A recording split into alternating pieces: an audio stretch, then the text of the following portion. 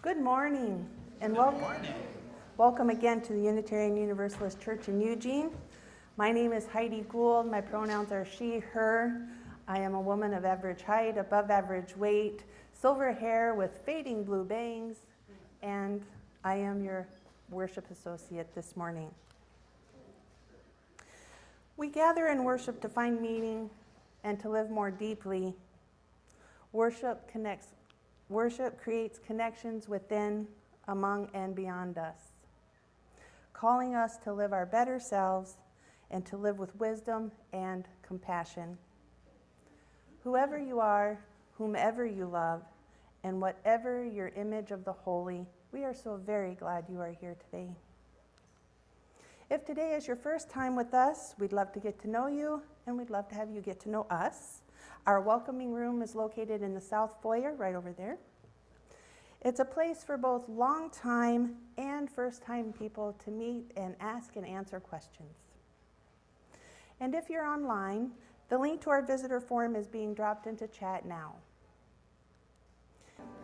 Now, if Eli will come on up and light the chalice for us. We light the chalice, symbol of our Unitarian Universalist faith, with words from Joanna Macy. I vow to myself and each of you to commit myself daily to the healing of our world and the welfare of all beings, to live on earth more lightly and less violently in the food, products, and energy I consume, to draw strength and guidance from the living earth, the ancestors, the future beings, and all my brothers and sisters of all species, to support each other in our work for the world and to ask for help when I feel the need, to pursue a daily spiritual practice that clarifies my mind, strengthens my heart, and supports me in observing these vows. The day unfolds into an afternoon of leave-taking, each of us challenged by the extraordinary teacher to make our hearts large enough to contain both joy and sorrow, to make our hearts large enough to hold all of life. And now let's say together the words of our mission, which affirm our shared purpose. Empowered by love, we transform ourselves and serve our world. Good morning, everyone. My name is Daniel Blades. I am tall? I don't know, a white cis male. I've got my signature wire rim glasses on, a pale pink shirt, and a delightfully colored tie. My pronouns are he and him. So I'd like to tell you a story about a steer we once owned who came to be known as Houdini. We called him Houdini because he was an escape artist. He got through our fences 9 times. He went under, over, and through. Needless to say, Houdini made our lives stressful. But there were some positive outcomes that we got from Houdini and his remarkable ability to find every weakness in our fences. One of the things he gave us was the knowledge of where our fences needed to be fixed, because he never escaped the same way twice. This is a very useful thing to know. The other thing we got from Houdini was closer relationships with our neighbors. Phone calls went from, "Your cow is in our yard," to "Houdini's in our yard again." Neighbors would point out the spot in the fence where Houdini had gotten through and then help me fix it. Eventually, Houdini became, at least partially, a sense of amusement. One morning, after we got a phone call that Houdini had escaped yet again, Lisi, my wife, and our neighbor Pam drove him down the road while wearing their bathrobes and slippers. It was admittedly a funny moment. Our neighbors were helping out other neighbors. We were indebted to them, though they have since moved away. Last Tuesday night between 9:30 and 10, I heard a cow bellowing quite loudly. I quickly grabbed my flashlight and went down to check things out because the animal was clearly in distress. I feared the worst. When I got down there, though, I was surprised to find it was my neighbor's very large and very loud bull in my pasture. Now, this neighbor lives 3 properties over, so his bull had taken quite a stroll to end up at my place. I went back to the house and called my neighbor up, and he, his son, and I drove the bull back to his farm. I realized as I walked back home through the dark, I had, in a way, been able to pay back, at least a little, the debt I owed to my previous neighbor. Let us talk about what we owe each other and how we can pay that back. Come, let us worship together. Good morning, everyone. Good morning. I'm the Reverend Jen Young-Sun Rue, and I serve this beautiful congregation as its minister. Today, I am wearing black, and I use the pronouns she and her. I am delighted, as always, to be with you. I've got a few announcements. We like to slide these announcements in because, there are important things going on, and I know that you don't get a chance to read your newsletter every single week like you should.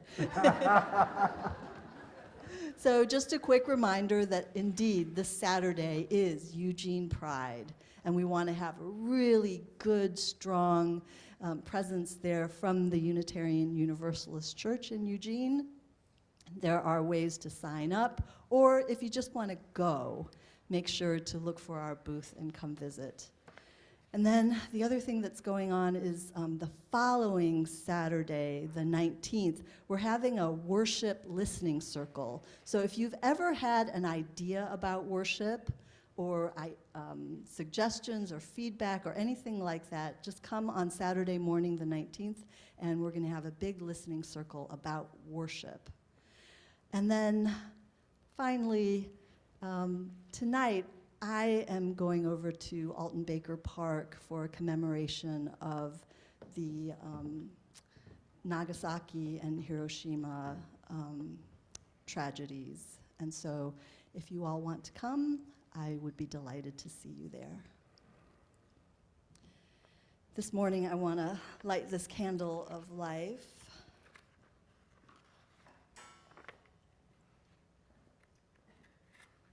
From our chalice. For Joyce Salisbury, who died last week.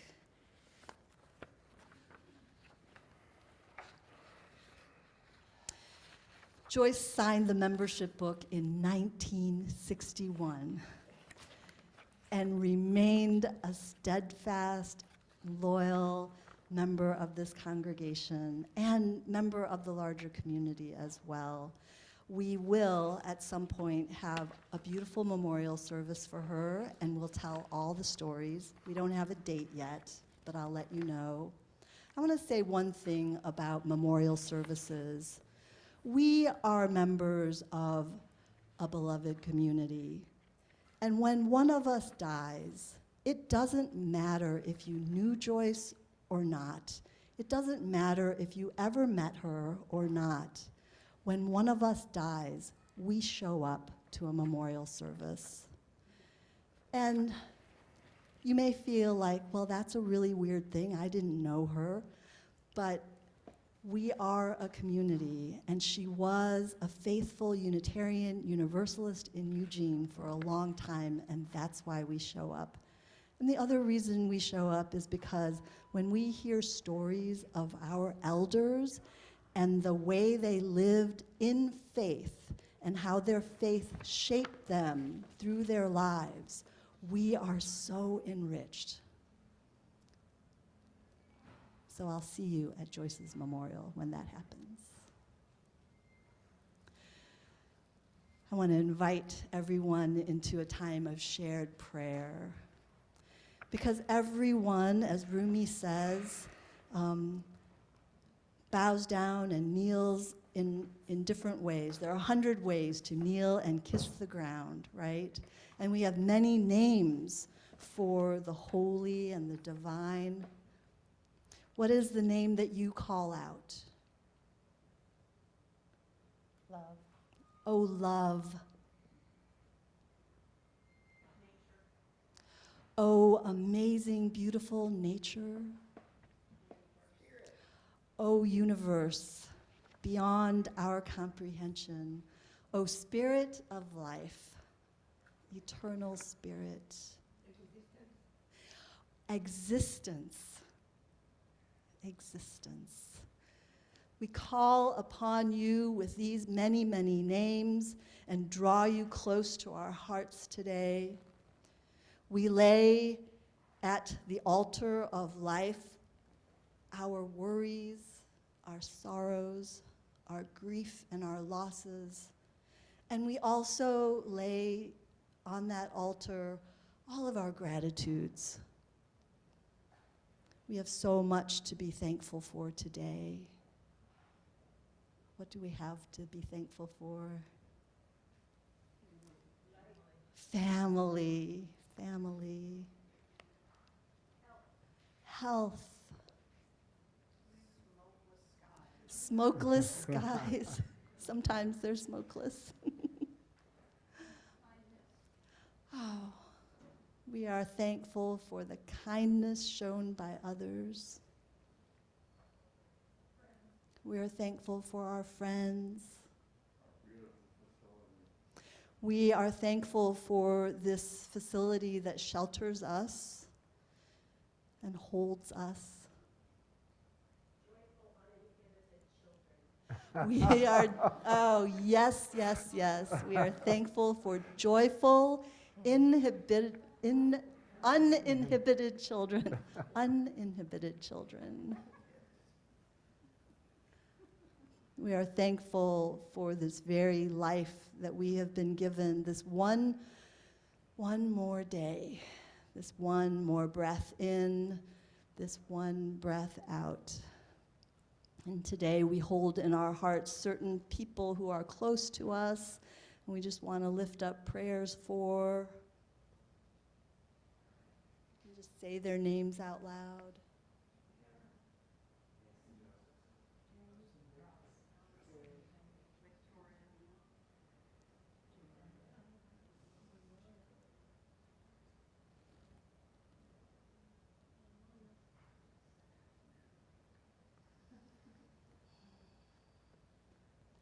May they be well. May they be happy. May they be at peace. Amen. I have two readings for you this morning. The first is from Margaret Atwood, Canadian poet, novelist, and essayist. Canadian nature writer Ernest Thompson Seton had an odd bill presented to him on his 21st birthday. It was a record kept by his father of all the expenses connected with young Ernest's childhood and youth, including the fee charged by the doctor for delivering him. Even more oddly, Ernest is said to have paid it. I used to think that Mr. Seton Sr. was a jerk, but now I'm wondering, what if he was, in principle, right? Are we in debt to anyone or anything for the bare fact of our existence? If so, what do we owe, and to whom or what, and how much should we pay? Seton paid the bill, but never spoke to his father again. This is a warning. The second reading is from Marshall Solins, an American anthropologist. This is his version of an old story. Missionary says, "Look at you. You're just washing your life away, wasting it away, lying around like that." This reminds me of my children. Samoan says, "Why? What do you think I should be doing?" Missionary says, "Well, there are plenty of coconuts all around here. Why not dry some copra and sell it?" Samoan says, "And why would I want to do that?" Missionary says, "You could make a lot of money, and with the money you make, you could get a drying machine and dry copra faster and make even more money." Samoan, "Okay, and why would I want to do that?" Missionary, "Well, you'd be rich. You could buy land, plant more trees, expand your operations. At that point, you wouldn't even have to do the physical work anymore. You could just hire a bunch of other people to do it for you." Samoan says, "Okay, and why would I want to do that?" The missionary says, "Well, eventually, with all that copra, land, machines, employees, with all that money, you could retire a very rich man, and then you wouldn't have to do anything. You could just lie around on the beach all day." Good morning again. During 2007, in the US and much of the rest of the world, what became known as the Great Recession began. Because of several bank failures, many countries were forced into a series of economic crises that resulted in, among much else, the loss of homes for millions of Americans through their inability to pay their mortgages. One of the responses to the crises was Occupy Wall Street, a series of protests that spread from, naturally, Wall Street, the financial heart of the US, to locations throughout the nation, including Eugene. One of the leaders of the Occupy movement, as it came to be called, was an American anthropologist who was then teaching in the UK, David Graeber. Graeber was an academic who believed that his work was important for the real world, and as such, it was important for him to participate in the protests. It was during this time that Graeber coined the phrase, the 1% and the 99%. Simply put, the wealthiest 1% of the population, those who are likely to benefit from the ongoing crisis of the Great Recession. The 99% was, of course, the rest of us, those who ended up hurt by the recession and the mortgage defaults that ensued. The fears of the Occupy movement were justified, as we have seen a stark increase in the wealth inequality in the US.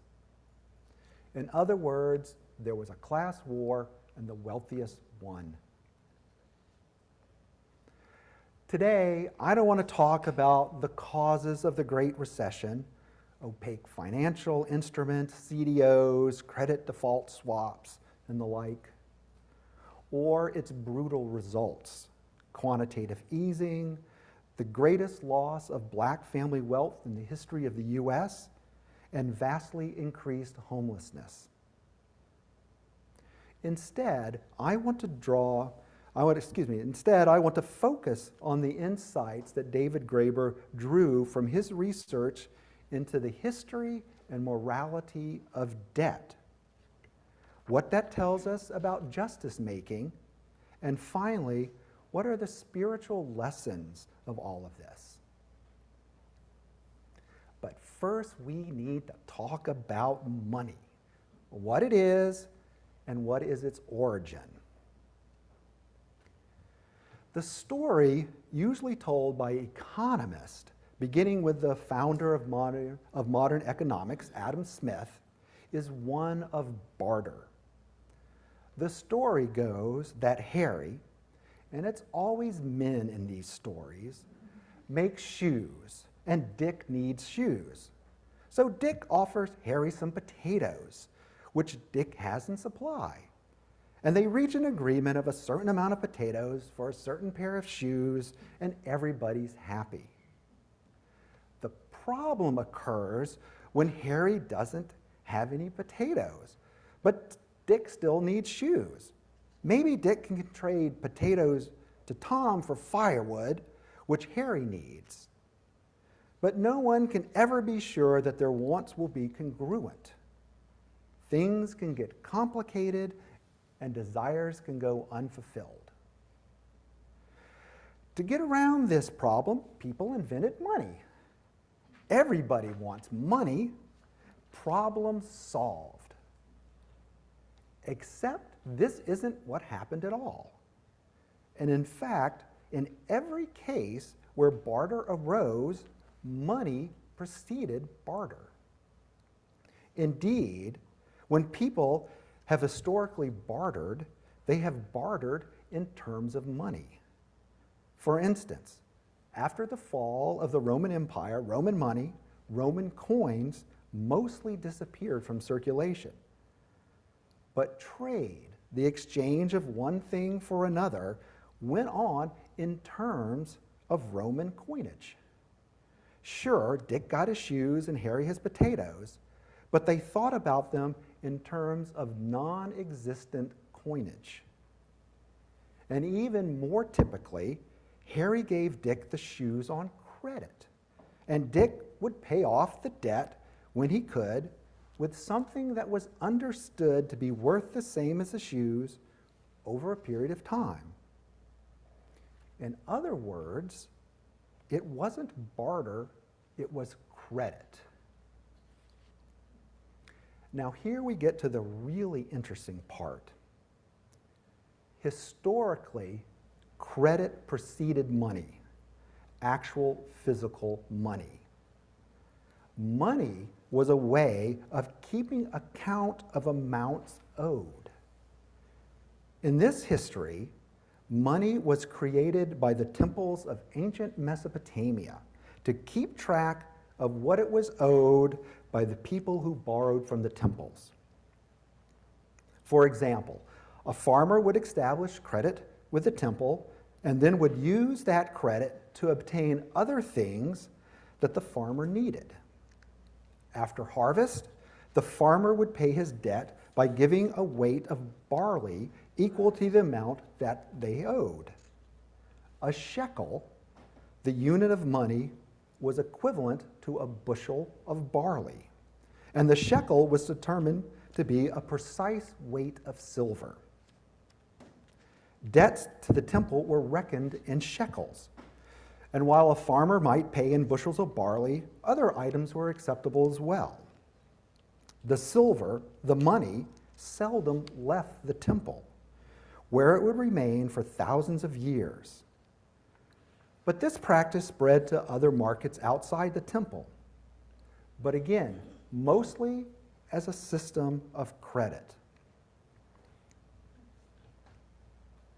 So what this tells us is that before money, before barter, there was credit, and therefore debt. And debt has deep social and religious roots.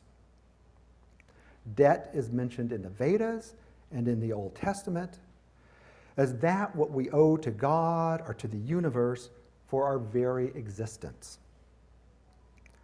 Chinese Buddhism talks of milk debt, the unpayable debt we owe our mothers for giving us birth and breastfeeding us.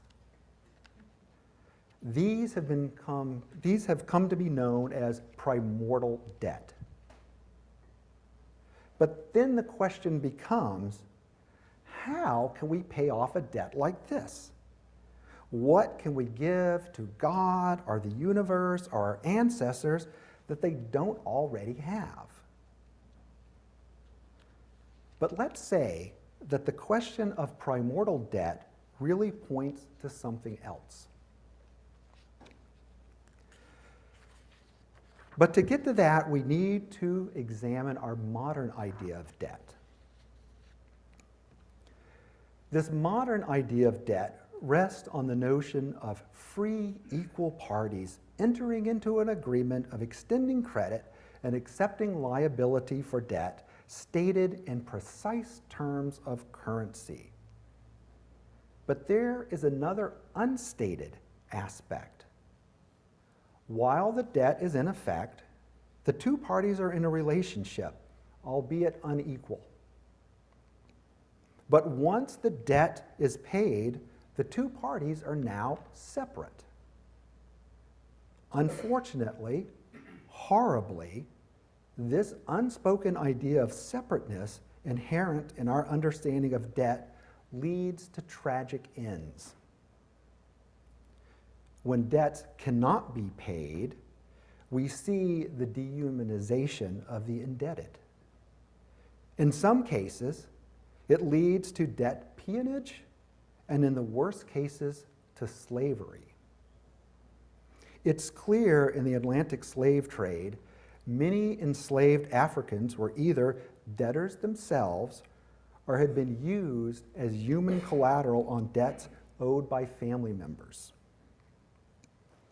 Once the logic of separation is established, it is easy to see some people as having no human connections and therefore essentially not human.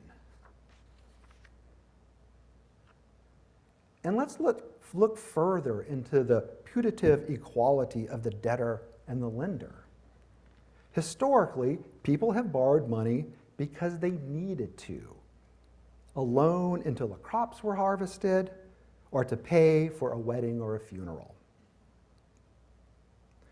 Today, people are indebted to pay for schooling, medical care, housing, transportation, and other basic needs. Medical debt is the #1 cause of bankruptcy in the U.S. But the financial institutions that lend money do it in order to make a profit.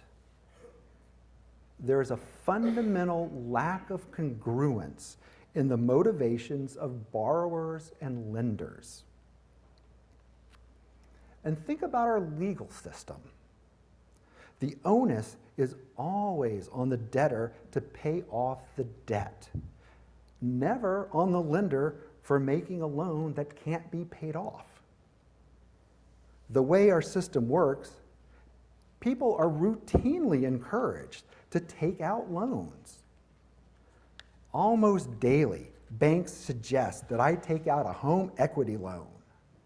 We're surrounded by ads that tell us to buy more. Policymakers worry that if we don't all continually increase our consumption, the economy will contract and cause a recession. And much of this consumption is paid through borrowing, with credit cards that have levels of interest that could be called usury. But only the debtor is held responsible. It is an unjust system. We all know the saying, no justice, no peace. And when millions of people cannot pay for the necessities of life, but must instead go into debt, then we are living in an unjust society. The rulers of the cities in ancient Mesopotamia, the cities where money and money-based credit originated, they realized that unsustainable levels of debt would destabilize their nations. The remedy that they created was the debt jubilee. At certain times, perhaps at the ascension of a new king, or after a certain period of time, say 7 years, a jubilee was declared, and all debts were wiped clean. Debt peonage was ended. Exactly. Debt peonage was ended, and bonded servants could return home. This jubilee is found in the Old Testament. This is forgive them their debts of the Lord's Prayer. This is justice. So here is the moral and yes, practical basis for recent calls for eliminating medical and college tuition debt. The same reasoning leads to the elimination of cash bail. This could help people out not in just some vague sense of doing good. This would take huge burdens off of millions of Americans, our fellow citizens, people you know, people you love, people right here in this room. So what does all of this have to do with UUCE, this beloved community? First, I will say that we recognize that we are always in each other's debt. We depend upon each other, but not in a way that can be determined to the penny. Imagine if we got a bill each month stating exactly how much we owe our church for the services rendered. How would we even calculate it? We're given fellowship, enjoyment, contemplation, connections to the holy, food for thought, food for our bodies, time with children, time away from children, and so much, much more. And for each of us, it's different because we all have different, if similar, needs. And we give back. We give back with our time, attention, goodwill, hard work, careful thinking, artistry, delicious food, and yes, with our money. Again, what we give depends upon the gifts we have to give. And this debt partakes of the primordial debt because we're indebted to all of those who came before us here at UUCE. Literally, these are people we can never know, most who are nameless to us, but to whom we owe our existence here today. Our relationships are not about equivalency, about setting prices and settling scores. In a world that wants to put a dollar value upon everything, we do our best to live in covenantal relationships that say what's most important, what's crucial, is being in relationship with one another. David Graeber, whose work was the chief inspiration for me today, passed away in 2020. He was a tireless fighter for justice. He was also filled with hope. There's a quote of his to the left of the main entrance of our chapel. Let me leave you today with those words. The ultimate hidden truth of the world is that it is something that we make and could just as easily make differently. So let's say our closing words together as they appear on the screen. We extinguish this flame, but not the light of truth, the warmth of community, or the fire of commitment. These we carry in our hearts until we are together again. And now as you go out into this brand new week and into this fresh new day, carry with you all of the love in your heart for this community and for creation itself. And may you be loved 100-fold back. Go in peace, my friends.